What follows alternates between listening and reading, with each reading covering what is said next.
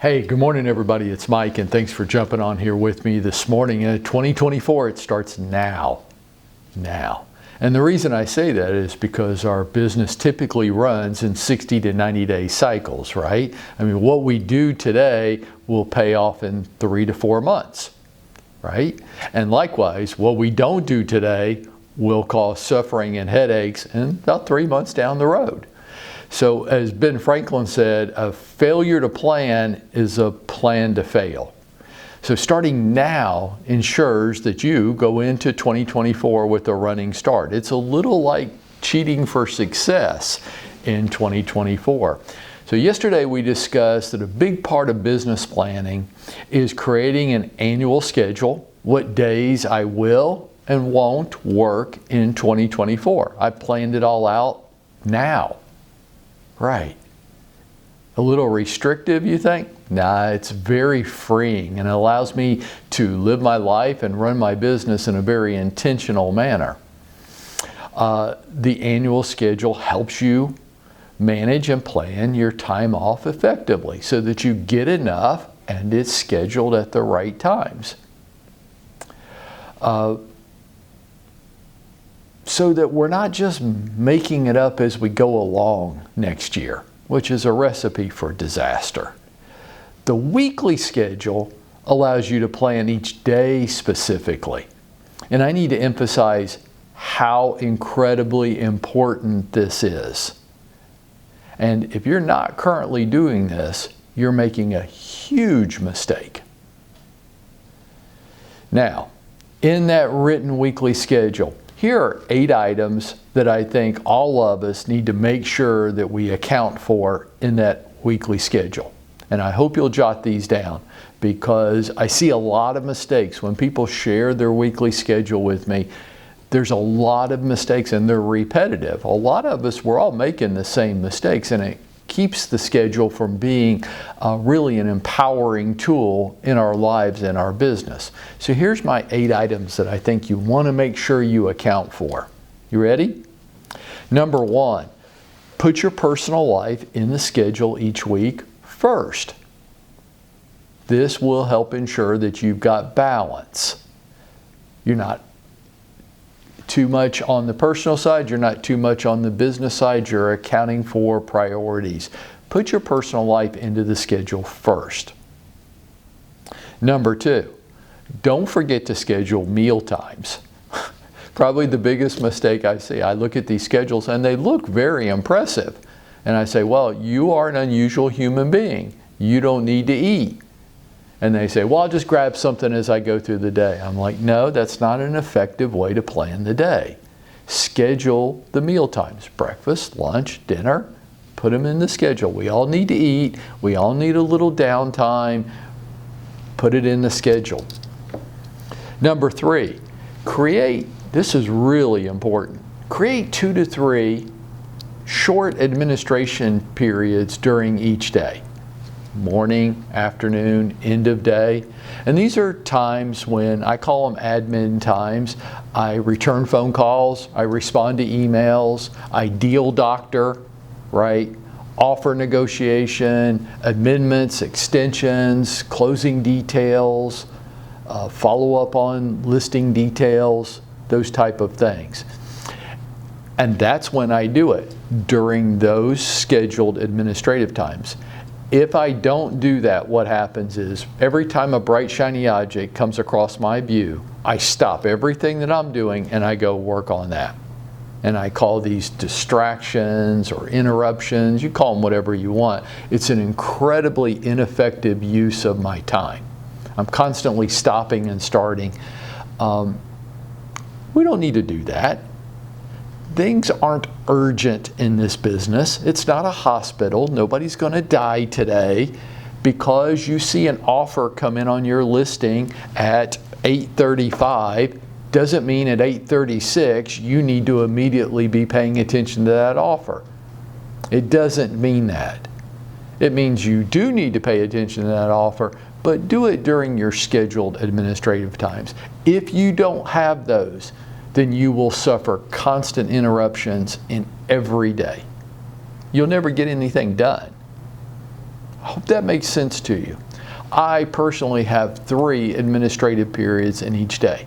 Morning, early afternoon, end of day. These are when I go back and clean up all these administrative tasks that seem to come along with every day. My 4th tip, establish your appointment times. One of the big mistakes I see when people are completing weekly schedules, I say, well, when are you available for appointments? And they kind of look at me like, oh, I guess I'm available for appointments whenever the customer wants me to be. I'm like, well, what business on the planet that you interact with runs their business that way? Like, I can't think of one. Like, I want to go see my dentist for a regular checkup and I just pop in whenever I want to. I can't even get my hair cut this way. When are you available for appointments?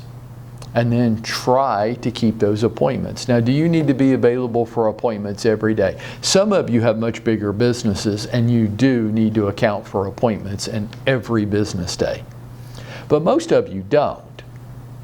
3-4 days a week that you allow for appointment times is fine. I have a personal opinion. It's really hard to get people to show up for appointments on Monday afternoon and Friday afternoon.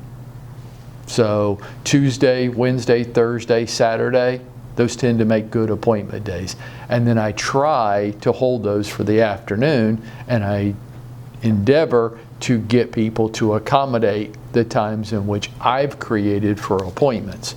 If you will do this, you will find that you will become much more effective in this business.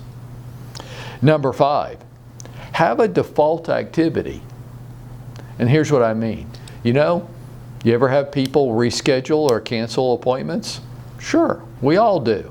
It's just a part of life. It doesn't mean anything bigger than just something came up. That's okay.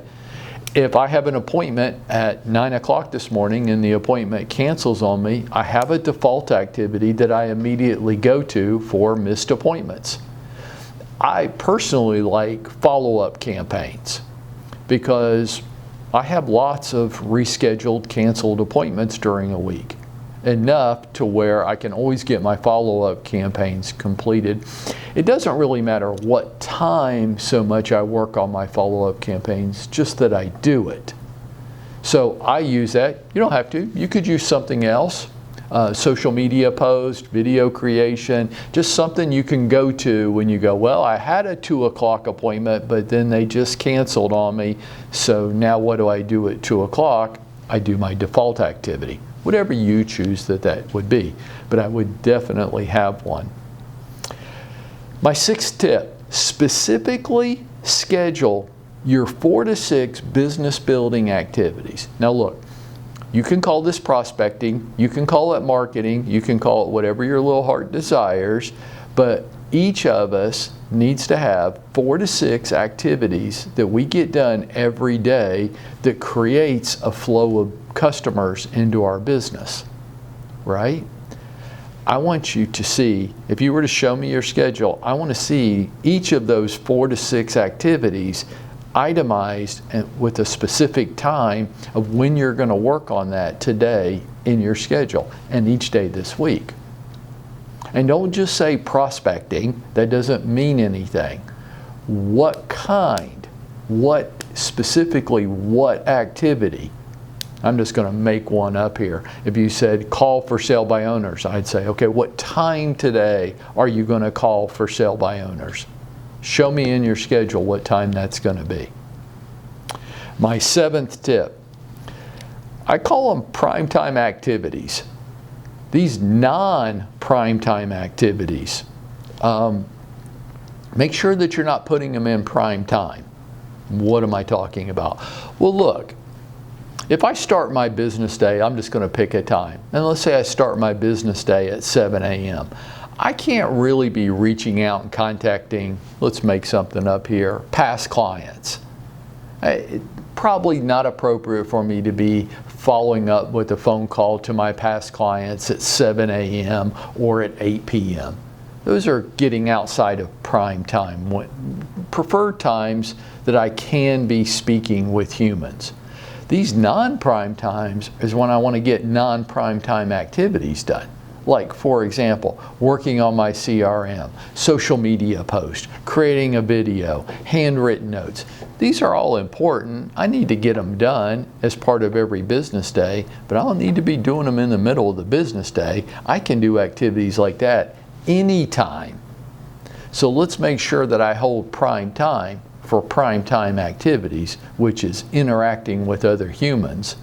And these non-prime activities I put into non-prime time parts of my schedule.